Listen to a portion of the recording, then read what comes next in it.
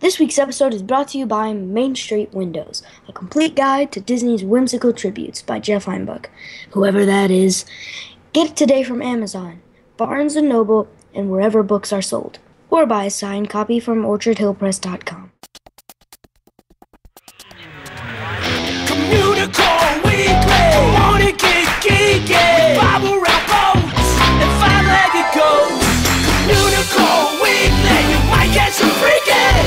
Waited all week, I'm sure you already know this. Greatest online show. Welcome to Season 3. Hello, and welcome to Communicore Weekly, the greatest online show and home of the world's first pair of independently born identical twins.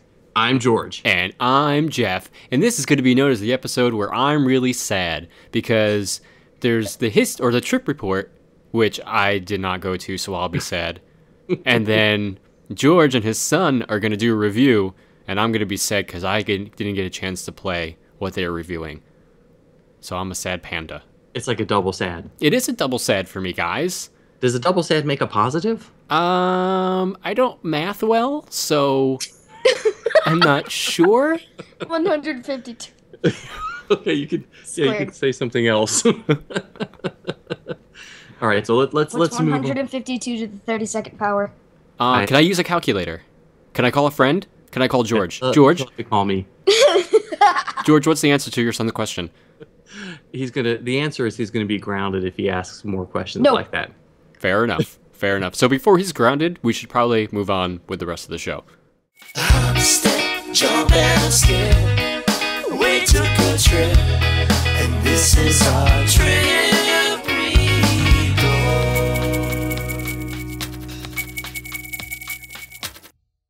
So while George and I did not get to go to the spectacular D23 weekend that happened recently at Walt Disney World, yes, George's crying. I can hear it already. Yeah. A few months before it happened, we received an email from our friend Michelle, aka Minnesota Minnie on Twitter, offering to come on and talk about it after it happened. And we have her on now so she can tell us all about it and make us super, super jealous that we did not here get to right go. now? No, she is. I didn't tell you? There she is! Thank you for coming on, Michelle. We appreciate it. So, tell us a little bit about the weekend overall. What was the focus of this D23 event? Sure. So this was Attraction Rewind. That was the subtitle, and it was very oddly split into 2 days that were not terribly connected, but they were both interesting. So day one was focused on the 1964 and 1965 World's Fair, which I've been eagerly following along this year, as you guys have been kind of ramping us up. Hooray! And then day two was, as many people would just refer to it, theme parks. So Is that what they called it? Well, that was what everyone's like, oh, are you excited for the World's Fair or the theme parks part? So it was a little less curated. It was still interesting. It was looking more at attractions and things that have gone bye-bye in the last few years. And So then the things we miss. yeah, and then some new things that we can get excited about. Are you excited about new things? Yeah, well... Well, that sounded very enthusiastic, Michelle. I'm not sure I believe you any longer. So day one was really well curated. Day one, all of the components, the different panels, were put together in a very logical manner, and then culminated with our Tomorrowland movie screener that we had, which at the beginning of it seemed a little bit disconnected, and then as it kind of went through, you realize that they're talking about and highlighting all the little bits that we had learned about earlier in the day. So it was this really smart cap off of the whole day. That's actually pretty neat. It was a great kind of reminder too of like, oh, that's right, we already covered that and we talked about that. That was really neat. Day two, as I said, was a little bit more disconnected. So it was looking at some things that had already gone away, and then some things that are new, that have memories of the past. and the order of them was a little strange. Day one was just so fluid that maybe that day two couldn't live up to it, I guess. Fair enough. That makes sense. All right, so let's go back to day one, mostly because I am totally obsessed with the 1964-65 World's Fair. So what kind of panels did they have throughout the day? Like, who did they have talking, and what were they talking about? Well, we opened with Bill Cotter, and he brought in beautiful photos of just looking at the New York World's Fair so that we could kind of get a scope and an understanding of what led to its development, what led to World's Fairs, what was developed, and getting a layout, which was really helpful for the rest of the day to understand where things were. Having already looked at things about the World's Fair, this only added to it more. I thought I understood it before, and I did not now that I've seen things. He's got a pretty impressive collection of things. Yes, and he, plugging his site, worldsfairsphotos.com. Yes, excellent site. It's just wonderful. I would say that my favorite photo from the day was definitely looking at the group phones that you could, these phone booths where the photo was perhaps a couple having some intimate time together, making out, maybe. in the phone booth. In the phone booth, Gotcha. as well as the video phones. And my little fun fact about the video phones, this is not covered at the Destination D, my mom actually went to Disneyland this same year, and she went to Tomorrowland and did a video phone to the New York World's Fair. That's awesome. Or perhaps Seattle World's Fair. Her memory's a little sketchy. I'm assuming it's probably the New York one, because that's the only one I've heard where they had the video phone. So she was FaceTiming before FaceTiming was a thing. That's insane. Yeah. That's pretty cool. That's pretty cool. It's amazing how they kind of predicted the future in a lot of ways with, 50 years ago. It's insane to think about that. But no one could have predicted Communicore Weekly. No one expects the Spanish Inquisition either, so it goes both ways. Not or the whatsoever. Yeah, no kidding. So I was really excited to hear about Bill Cotter, and everything he had done, because his books are amazing. Did you learn anything else cool during the World's Fair Day? Yeah, we looked at some parts. We then kind of went specifically into each of the attractions that Disney was a part of, and then looked at, in each of those segments, how did they get through from concept development into implementation. And there was a lot of things that were revealed about the implementation that was surprising, and about some of the struggles that they had with their major corporations that they had to partner with, as well as sort of how slapdashery and some of the things just kind of put up, and we're up there on a wing and a prayer. But that's how things get done. That is how things get. That's how the world turns. So I guess some of my favorite parts were definitely listening to Marty Sklar and Bob Gurr sort of doing their, for lack of a better term, doing their Bing and Crosby Bob Hope impression. They were quite a twosome, and they brought the house down. Wow. Bob, having seen the two of them interact together many times, I know absolutely what you're talking about, and that's hilarious. I mean, you put a mic in front of the two of them and let them go, and it's going to be a great show regardless of what they're talking about. I mean, many of us said that we felt like our money's worth was given to us in that one panel alone. They had all sorts of technology issues and rebelled against it in very adorable old man ways. Awesome. I also would say that some of the other highlights, was Bill Sullivan, Sully, and his spectacular mustache. He took a little bit more to get information out of him. You could tell the difference between those that were comfortable with presenting and those that, are proficient in their job but don't necessarily know what an audience is looking for or what an interview is trying to get out of them. So he had some really great moments, but it was a little more difficult. And the real disappointment of the day was that we found out at the beginning of the day that Alice Davis, who was scheduled to attend, was not able to come due to medical reasons. And so that was disappointing. We had a substitute instead of Tim O'Day. So that was surprising.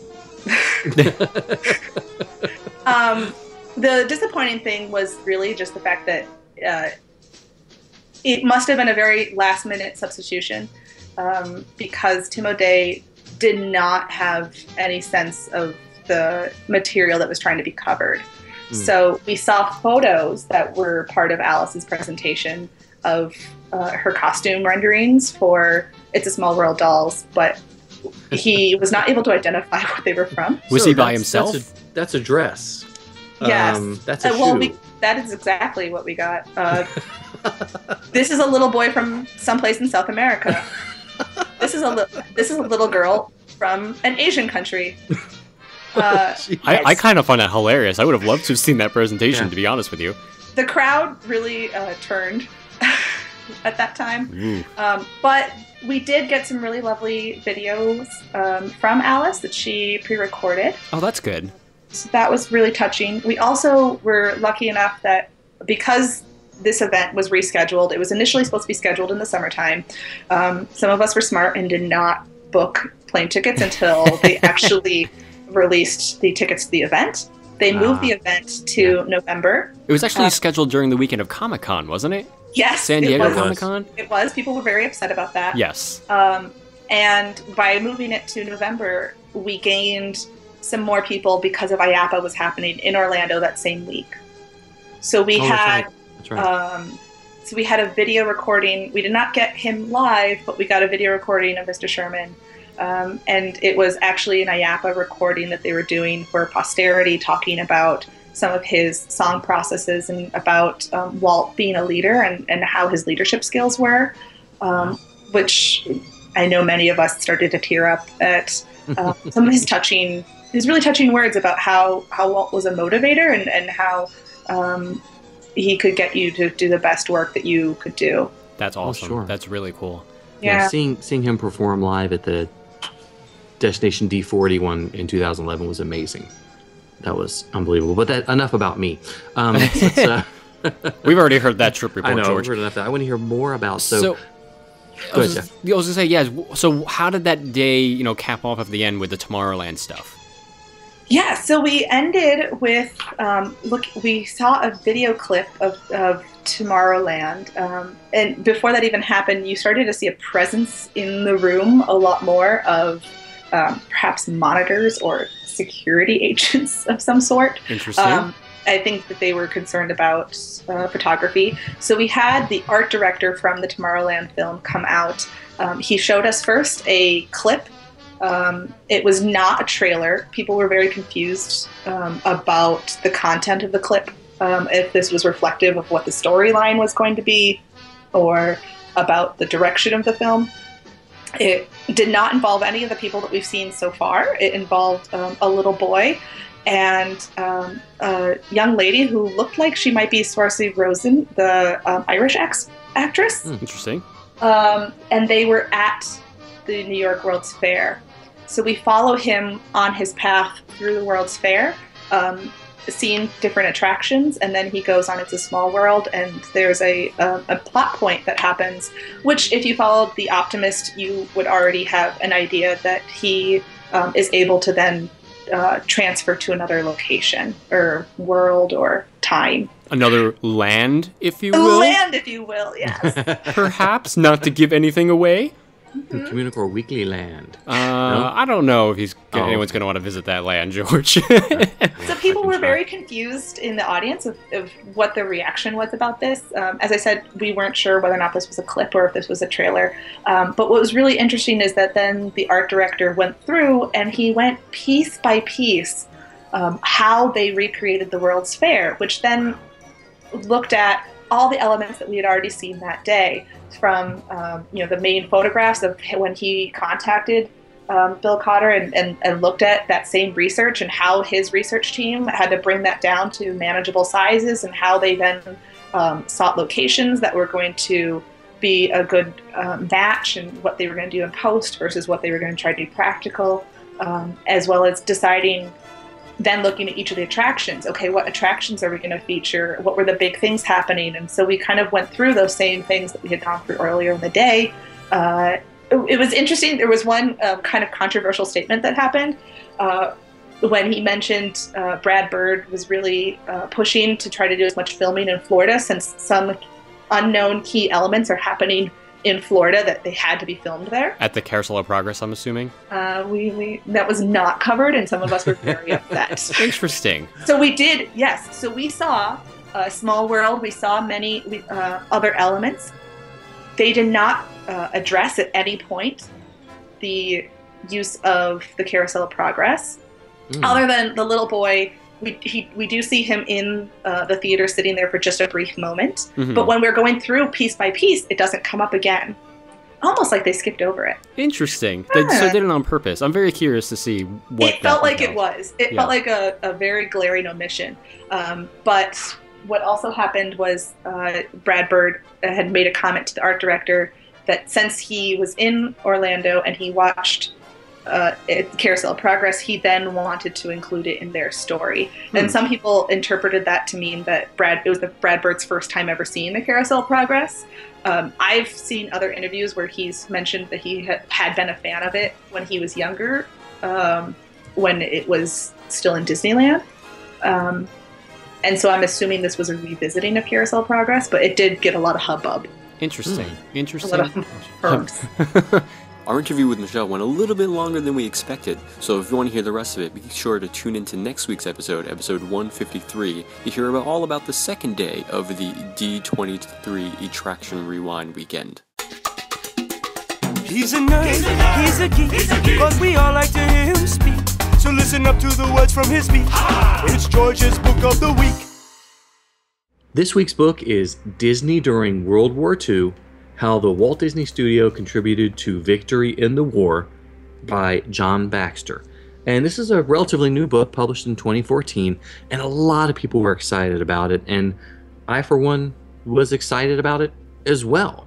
And I did use that in the past tense on purpose.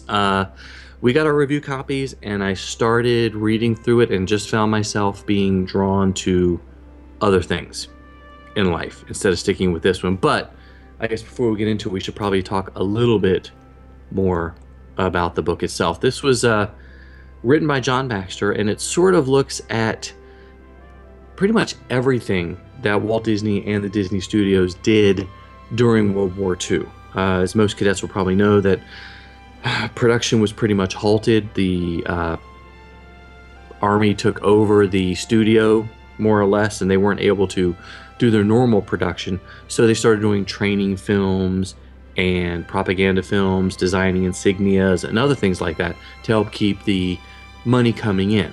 Not that Walt was being a war profiteer at all, but he knew he needed some way to keep everybody employed. So basically this book covers all that. I kind of thought it was interesting how, again, he's the one that approached the government to begin with, Yes. to make these things, and to keep, again, like you said, to keep his employees employed.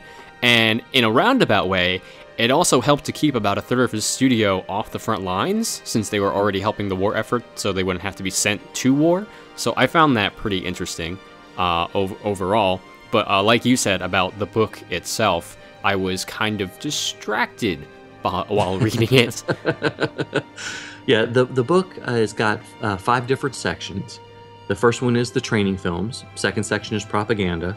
Then the entertainment shorts. The fourth chapter is section is military insignia, and the last one is Gremlins. And I know a lot about that time period. I've read a lot about it. I've read a lot of different material on it, but something about the book just didn't keep my interest. I didn't really enjoy it, and I hate it. No, I don't hate the book. I hate that I didn't enjoy it. I was about to be like, wait a second. That's a strong review, George. Yeah. There are tons of great photographs in there. Baxter obviously did a lot of homework. There's a lot of great historical detail. I didn't see any inaccuracies, anything that I disagreed with. But it was just kind of boring and rather plain, which really, really bothered me. When I was reading it, I kind of compared it to South of the Border by J.B. Kaufman, because that was a pretty heavy, thick academic tome, but Kaufman still managed to find that balance between, displaying the academic facts and still keeping it entertaining for the reader. And while, again, like you said, I did enjoy this book, I still felt like it read more like a textbook to me than anything else. And, you know, I don't sit around reading textbooks for pleasure. I know somebody might, I'm not sure. But And that's okay. yeah, I mean, that's fine. But to me, it didn't keep me engaged and engrossed about a topic that I am very interested in, because I'm a World War II buff. And, you know, obviously combine Disney with that, I want to know more about it. So the fact that we both found ourselves kind of looking the other way when we were reading was disheartening, to be honest with you. Yeah, it just didn't keep my attention. The part of the book that I really loved and I thought was the best part and really could have been a little bit longer was the last section on Gremlins, which was the story written by Roald Dahl, who we all know from Charlie and the Chocolate Factory, James and the Giant Peach. He had written a short story about gremlins that only aviators could see, and you can learn more about it in the book. But it reminded me a lot of the Tinkerbell book from 2 years ago and the Sleeping Beauty book that was just released this year, because it delved into the history of the area. And for some reason, that section actually had a lot of life. To me, seeing how Walt Disney, the Disney organization itself, how they dealt with Roald Dahl as an outsider, and it showed how the company worked and struggled to turn this originally a feature, then it was turned into an animated short, and then they looked at a feature again to turn into something they could use, and how they sort of battled with Mr. Dahl about the whole film and eventually did not get made. It was kind of like a version of Saving Mr. Banks. Yeah. But there was no good end result. The film did not get made. Exactly.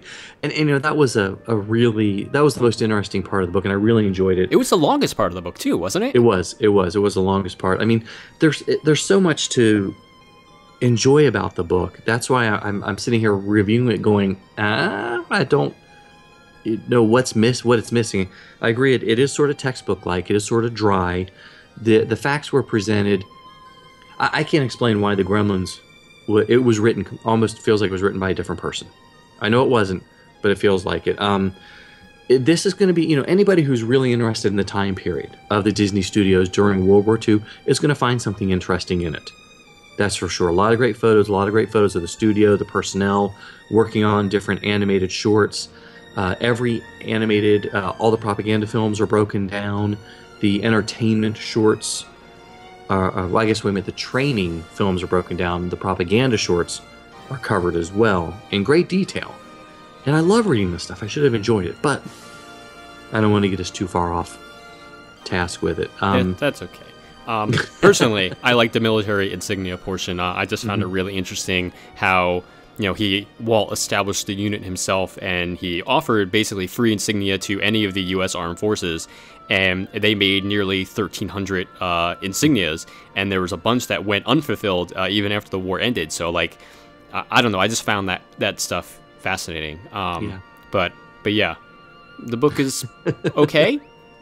Yeah, I guess it just missed the mark for what I really wanted it to be. Yeah. And I've read some of other John's other not as full-length works, but I've read other stuff by him. He's a good writer. The book's written well, researched very well. Just something was missing. I'm not sure what that was, but you know, if you're into the World War II era with the Disney Studios or the insignias, or really want to learn a lot more about the animated shorts of that time, then definitely pick it up. It's a good reference material to have on hand. I think it's something that you can enjoy at your own pace. You know, sometimes we feel like we have to read under pressure. So this week's book was Disney During World War II by John Baxter. What we liked, what we didn't like, gays in the booze. 60-second review. Okay, so for this week's 60-second review, I've brought my youngest son, Sumner, onto the show, and we are talking about Disney Fantasia Music Evolved for the Xbox 360. And we got a review copy, and I have to say, this game was pretty cool, right? Mm-hmm. Okay, we need a little bit more than just yes and no more nodding at the microphone. And remember, this is not a visual thing. Yeah, it's not a visual podcast. So tell everybody that's listening, what is Fantasia Music Evolved? A Disney Connect game. Okay, so it uses the Kinect on the Xbox 360, so it tracks your movement, but What is it? Is it a first-person shooter? Is it a running game? It's a game that will embarrass you. Why will it embarrass me? Because if they've never played the game before, they'll have no idea what you're doing, and they're going to be like, why are you pointing everywhere? Okay, so it's a pointing game?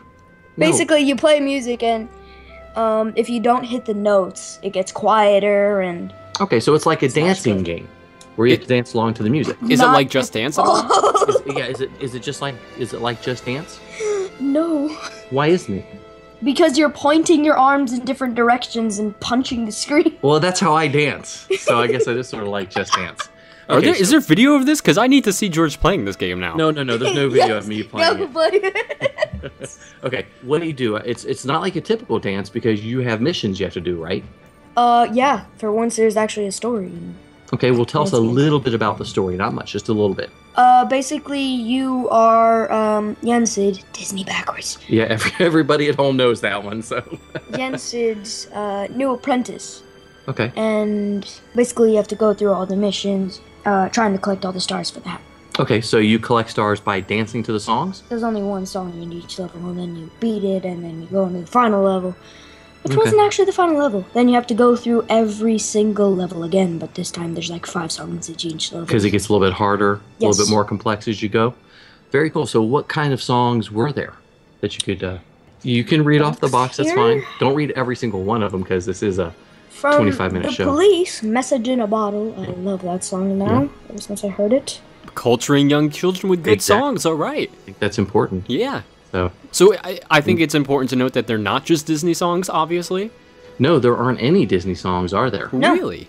Yeah, there are no Disney songs whatsoever. I would watch and play. It's got the Gorillaz, CeeLo Green, Jimi Hendrix, Elton John, MIA, Bruno Mars. There's some Mozart. In Oh, there is as well. Vivaldi, There's like 3 songs from Mozart. Queen, Peter Gabriel. Whoa. So, and there's one that says David Bowie. What does that Where say? is he David, the one right under Avicii. David Bowie. David Bowie, who's that? You gotta be kidding me. He's such a jerk. I know, that's the Ziggy Stardust song. You know, watching this was a lot of fun. And it's not like a traditional dancing game where you have to perform. You do have to perform moves, but circles will appear on the screen that you have to punch. And it's not really like you're punching. Lands on the thing. Yeah, and then there are arrows you have to follow. So you are doing some dancing, but it is really like you're conducting the music like Mickey does in Fantasia, right? Yeah. It feels like you're conducting the music, all the different songs. You can remix the songs. Yes. The better you do, the louder it gets. yes. That's part of it. But if you miss a note, that part where the note was, it'll get quieter. Okay, so it's like you've got to make sure everybody can hear it and everybody can enjoy it. Does it ever record what you do? Like the video of you? No, it doesn't take a video of you, but it records what the screen is, so you can like watch how you did on your performance. Okay. You save it Interesting. and you watch Yeah. it. Well, what was your favorite song to perform? Okay. I'm sorry. No, I know what song that is. What was your favorite song in the whole game? Which one did you like playing the most? Mm, And this is what it's like getting his homework done. Xbox Live? Yes, but I'm glad you've had this game for like 2 weeks and just now noticed Xbox Live. Okay, so, well, let's move on. Who's gonna like this game? Who's gonna enjoy it? Is this for girls, for boys, for grown-ups, for teens, for senior citizens? Really, for any type of gender equality. Okay, good. That's okay. That's important. So you think anybody, Disney fans, music fans, because it's a little bit different of a music game, but you liked it, right? Yes. So you think people should buy it and people should play it? If you've never played Just Dance, go get the game right now. Get Just Dance or get this one? Probably this one because it's Oh. kind of easier. Fantasia Music Evolved. Well, that's good to know that it's easier. Okay. Well, I think we've spent more than our allotted 4 minutes for the review. So, Sumner, thanks so much for coming on and Yeah. sharing your thoughts on Disney Fantasia Music Evolved. And maybe we need to fly out to California so Jeff can play this. Sumner, I fully expect a video of your father playing this game at some point in the future, so get on that. Okay. Sometimes you might see it, sometimes you don't. Hey, look, what's that? It's a five-legged goat. Did you know that back in 1988, the Walt Disney Company actually owned the lease on the Queen Mary, the majestic ocean liner that is now permanently docked in Long Beach, California? And though they gave up the lease in 1992, they originally wanted to turn the location into a tourist destination and a theme park called Disney Sea, based around the oceans of the world. Obviously, that didn't happen, and they eventually went on to make a park called Disney Sea in Tokyo, which, if you want to send this to, totally donate to the Communicore Weekly Disney Sea Fund. But back to the Queen Mary. Now, much like the ghosts that still haunt the ship, you can still see lingering remnants of Disney's presence. There's actually quite a few garbage cans direct from New Orleans Square, located in various parts of the stern of the ship, and that is in the back end for all you landlubbers out there. Glad you explained that, because I was getting ready to have to look it up on Wikipedia. I knew it. That's why I added it in for you. Which I know starboard and port. I usually have to put my hands up in front of my face to determine my left from my right, but I can tell all my boat directions for some reason. Yeah, I was going to talk to Martina about getting you shoes for Christmas. They had a big L and a big R on the... already done. Oh, good. Okay, well, all right. Guess there's not much else we can say. Thank you guys so much for watching and listening to another episode. Yes, please leave us a comment and give us a rating on iTunes. Yep, you can email us at communicoreweekly@gmail.com. And don't forget, we're still looking for your names, your birthday, and your mailing address for something special. And of course, like us on Facebook at facebook.com/Communicore Weekly, where we have fun there every single day. And follow us on Twitter and Instagram. I'm at Imaginerdy, and he's at Jeff Heimbuck. Of course, give us a call on the Communicore Weekly Goat line at 424-785-4628 and leave us a voicemail. So did you grow up wearing mouse ears? That was sort of rhetorical anyway. You can pick up a copy of Communicore Weekly the Musical on Spotify and Google Play for free. Actually, I should have said listen to it for free.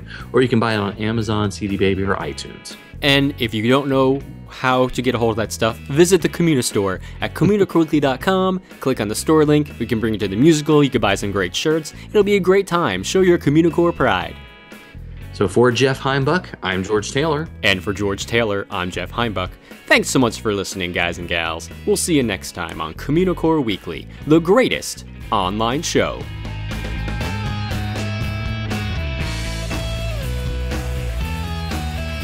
152.